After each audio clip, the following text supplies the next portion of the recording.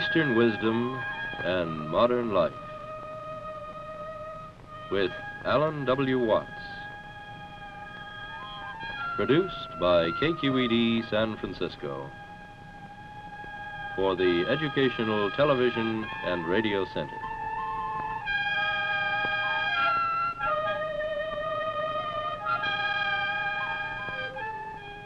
Alan Watts is a scholar, lecturer, and the author of many widely read books on comparative philosophy and religion.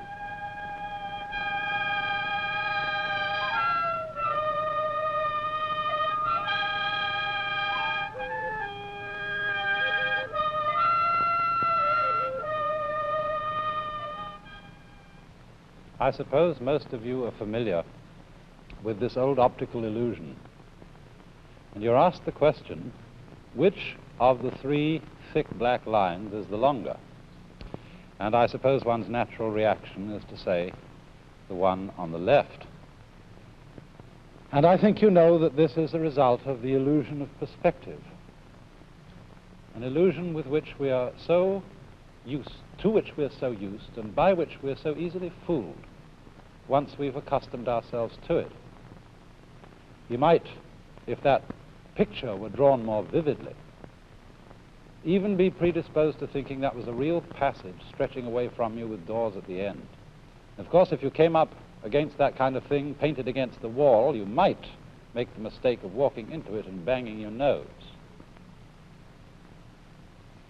But this is an example of what we were talking about last time as Maya, that word from Indian philosophy which generally has the meaning of illusion, or rather, illusions brought about by the acceptance of certain conventions of which perspective was an example.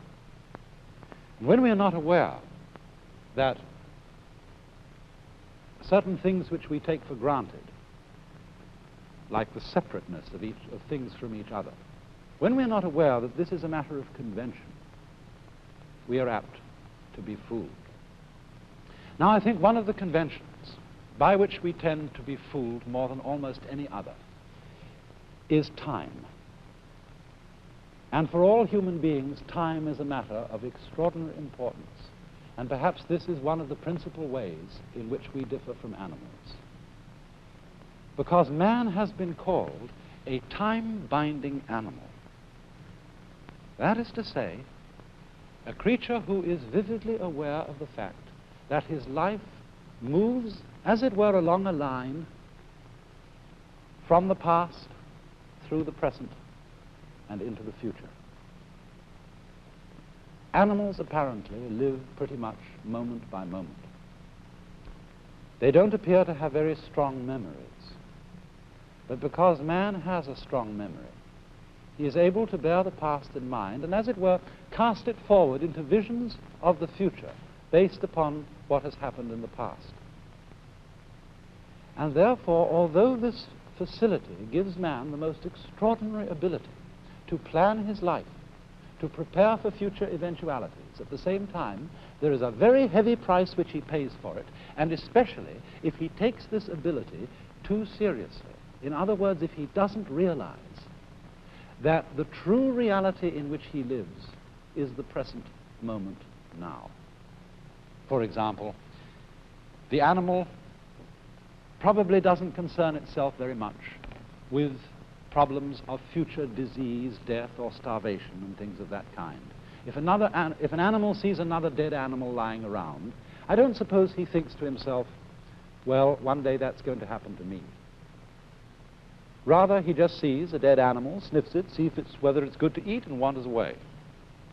But for human beings, it's entirely different, because we actually spend most of our time and a great deal of our emotional energy living in time which is not here, living in an elsewhere which is not concretely real.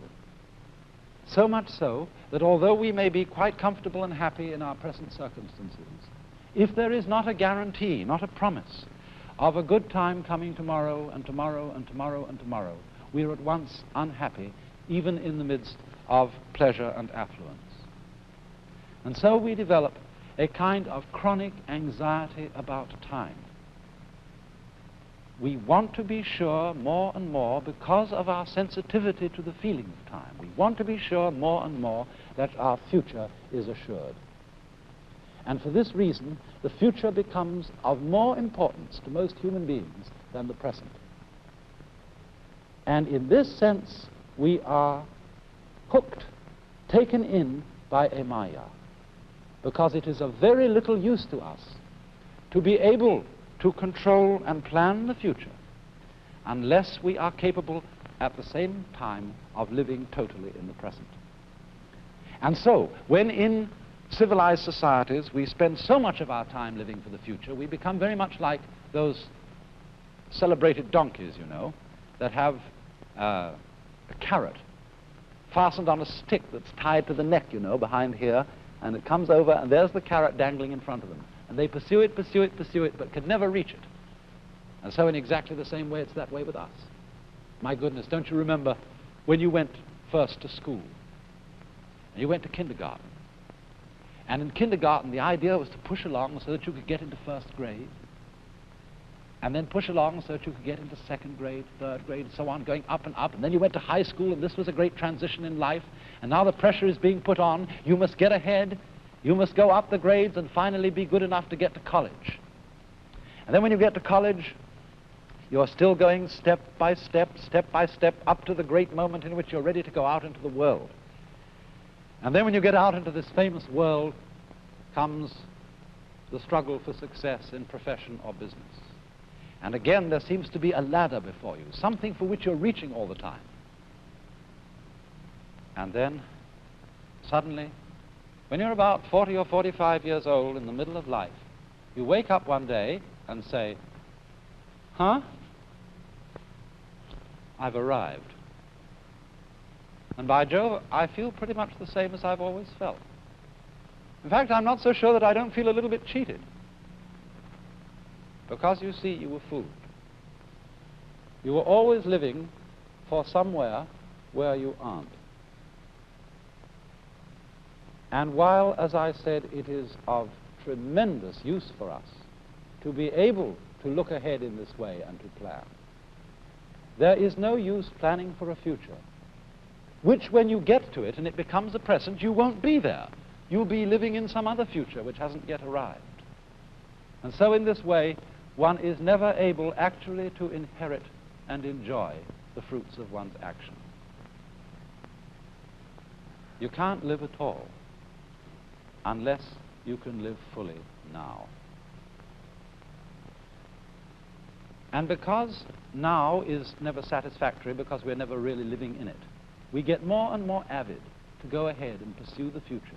We develop our technology to a fantastic ability where we can more and more fulfill our desires for the future almost immediately, working towards a sort of push-button world. But have you ever stopped to think what the world would be like if you could fulfill every wish the moment you wished it? Suppose, for example, on going to bed at night, you could always dream whatever you wanted to dream. What would happen after a while? Of course, I suppose at first, you would dream fantastic pleasures, wonderful adventures, fulfillment of all the things you ever wished. Then as time went on, don't you think you'd want to be, a little bit surprised, to have a little bit less control over what was happening to you? And after you'd experimented with this for some months or years, you might even want dreams in which you suffered. Because there is no real delight, no real fulfillment without delay. Doesn't every child know on a hot day when you think, I'm terribly thirsty and I'd like an ice cream soda? Haven't you tried the experiment of putting off drinking it, putting off, so that you get thirstier and thirstier, and it's so much fun when you finally get to it? And so in the same way, impatience with time, always wanting the future, is frustrating. Now, you know, in Indian thought, one of the basic myths or ideas is of Brahma, the world creator, who has infinite power and has everything that he wants. But he is like our dreamer. And he wants to do something with the infinite time at his disposal. And therefore what he does is to dream just like this. To dream the existence of the world.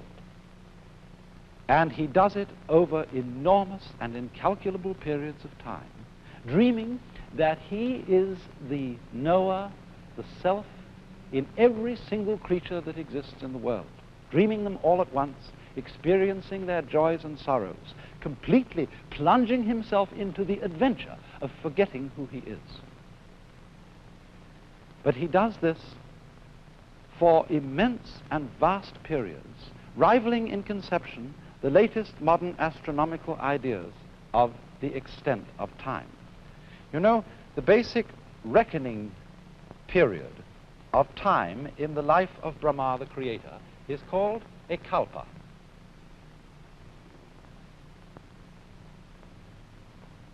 And that is a period of 4,320,000 years. And the kalpas are called the days of Brahma. One day for Brahma's life is a kalpa. And so there are the periods which you can call his days or nights, whichever you wish, where he goes into dream and he dreams the world. And then for the following kalpa he wakes up and realizes who he is again, and then he dreams again, going on and on and on through years of kalpas, of 360 days and nights of Brahma, centuries of kalpas, endlessly, endlessly, endlessly. For the Hindu doesn't think of time in quite the same way that we do. Obviously, we think of time as linear, day after day after day after day, going along in a line. Or sometimes we like to think of time as this sort of line, going up and up and up and up and up and up and getting better and better and better. But that's not the fundamental idea of time for almost any people in the world outside of Western civilization. In nearly every other part of the world, time is thought of as a circle.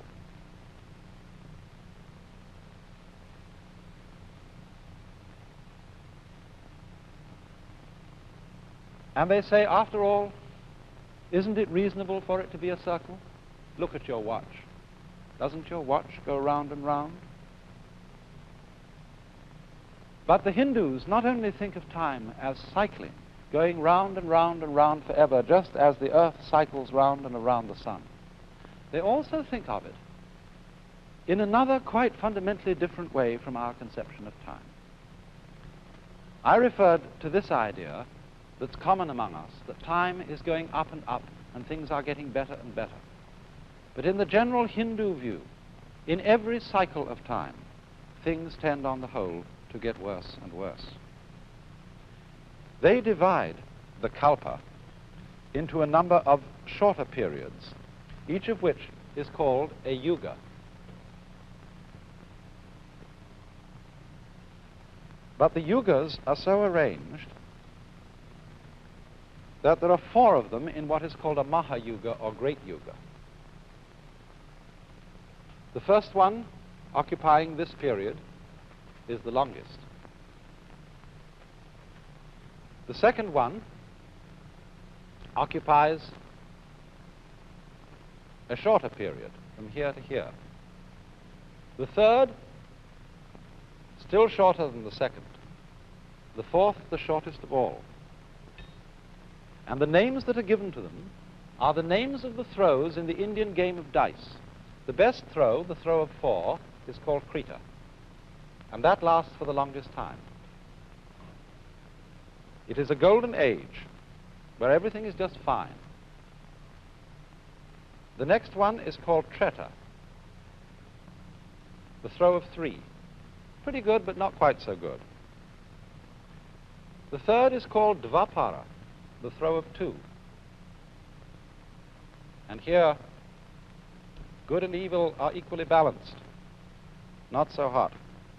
The final throw, the throw of 1, is called Kali, the worst throw, And that's the shortest period. And of course, according to Hindu ideas, we're living in it now. But in Kali Yuga, everything goes to pieces and becomes dreadful. And time goes faster. Now, why do they feel that time deteriorates in this way?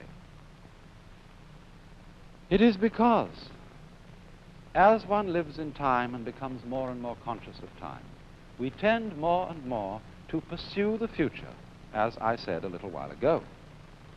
And as we pursue the future, present time becomes more and more unsatisfactory, and we feel that we have to chase our happiness at greater and greater speeds. I was talking the other day to a college president who said, you know, I'm so busy now that I'm going to have to get a helicopter. I said, whatever you do, don't do it, because if you get it, more will be expected of you. You'll be expected to go to more places faster. And you see, in this whole problem of speed, of getting advantages in life because we can move about rapidly, we forget that speed is only of real advantage to you if you're the only person who has it. Then you can get ahead of other people. But the minute everybody else catches up with you, you're all back where you were, only going much faster and much more nervously, going, as it were, faster and faster to less and less desirable objectives. We hurry everything we do. We make our products, our houses, our furniture, our clothes, so that they become obsolete quickly. We're in such a hurry to get everything done. We pay attention to the front rather than the back. Who, for example, in this day and age, has time to do anything like this? Here's a piece of Chinese embroidery. Those among you who've ever done any embroidery, some of the ladies, will no doubt recognize that this is a kind of stitch called needlepoint. It's done on a material made up of minute little squares of thread, like a grid or lattice of thread. And this work here is so minute that there are 1,024 stitches to the square inch. So well done, furthermore, that if you turn it over and look at the back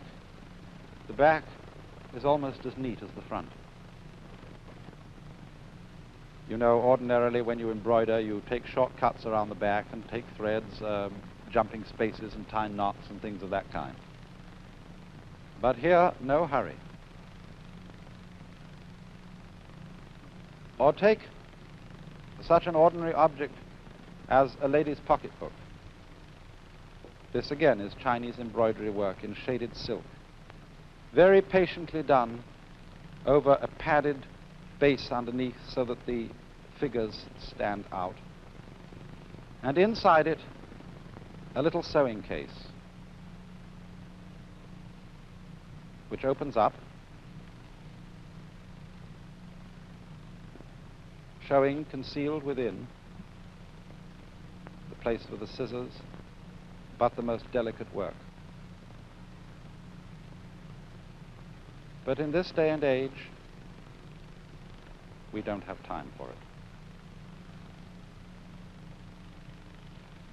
Because we are always in a hurry to get things finished, and so the things that we finish weren't worth finishing because they were done so fast. After all, the enjoyment of our world is not really unlike listening to music. We don't play music in order to get somewhere. I mean, if the objective of music were to arrive at a point, say the last bar, the final great crashing chords of the symphony, well, then all we'd do would be just hurry up its playing, play it as fast as possible so as to get to the culmination, the end, as soon as possible. Or just cut out the whole symphony and play only the last bars. To be able to enjoy it, we have got to live each moment of the playing and listen to it as if it were the only thing important to listen to. And then if we do that, our time has an entirely different quality. It's represented in a Buddhist saying that spring does not become the summer. There is spring, and then there is summer. Firewood does not turn into ashes. There is first firewood, and then there are ashes. The two stages being, as it were, sufficient by themselves. And this is intended to give the idea of living in a fully concrete present into which you settle in. I mean, the present for most of us is, isn't it, just a hairline on a dial. And the hand goes by it flash, and there's nothing in it, one after another. But here there is an entirely different sense of the present, as something you can settle into. There's a line behind me from a Chinese poem, and it says, literally, day, ditto. In other words, day, day, that is good day. Every day is a good day. And it comes as the last line of this poem. In spring, hundreds of flowers. In summer, refreshing breeze. In autumn, the moon. Free your mind from idle thoughts, and for you, every season is a good season, or every day is a good day. And idle thoughts mean illusory thoughts, thoughts of pursuing a future, thoughts of making one's happiness depend on something which isn't here at all.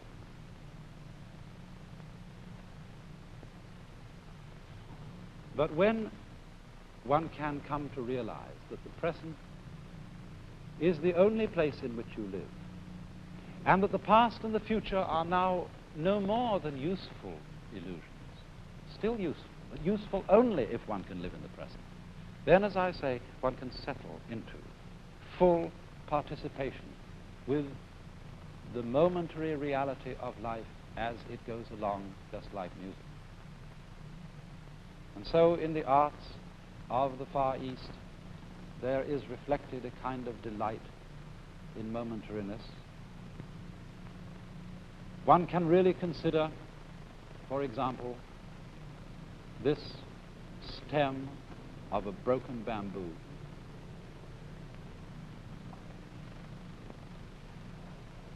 Or, not only in painting, but in poetry, a poem in the Japanese haiku style, poems which just crystallize a single moment. In the dark forest, a berry drops, the sound of the water. Or a painting of a man sitting all alone in his boat and listening to the water. He's not asleep. He's not dreaming. He's a man living in an entirely real world, a world which we neglect because we have no time to sit and listen to the water. After all, are not the memories which you go over memories which persuade you that it's really worth being alive? Really memories of certain moments in which life itself brought you completely awake. I know we all think of things like the smell of coffee and bacon cooking on an autumn morning, the smell of burning leaves. I remember particularly for me one glimpse of a flock of sunlit pigeons against the dark background of a thundercloud.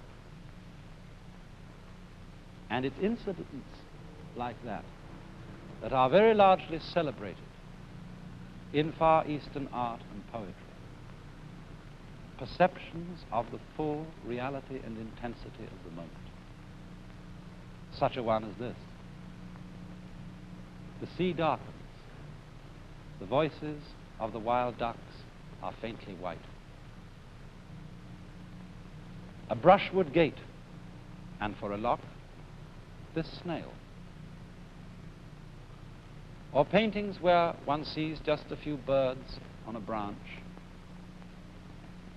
so vividly alive that you somehow think the next time you look at the branch, the birds won't be there.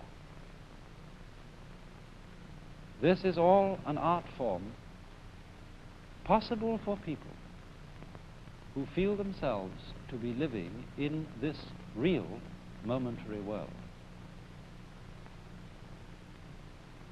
I remember once a very wise man who used to give lectures on philosophical matters of this kind.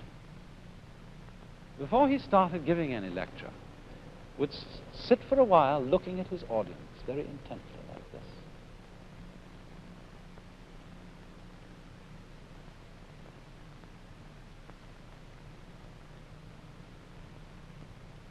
And then quite suddenly he would say, "Wake up!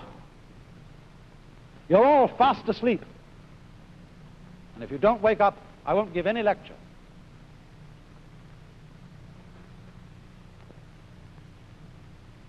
And another Chinese sage pointed one day to some flowers while talking to a friend and said, "Most people look at these as if they were in a dream." And Buddha, one of the wisest of the sons of Asia, his real name was Gautama, but he was called Buddha because Buddha means the awakened one, the man who woke up. Now, in what sense was he awake? He was awake in the sense that he was completely all here. After all, we say about a person who's nuts, he's not all here. He's not all there. But our whole culture, our whole civilization, insofar as it is involved with time and living only for a future, is nuts. It's not all here. We are not awake. We are not completely alive now. And consequently, we are so hungry and so greedy because everything seems tasteless. We are living for an abstraction which has not yet come to be, and we don't know what really is.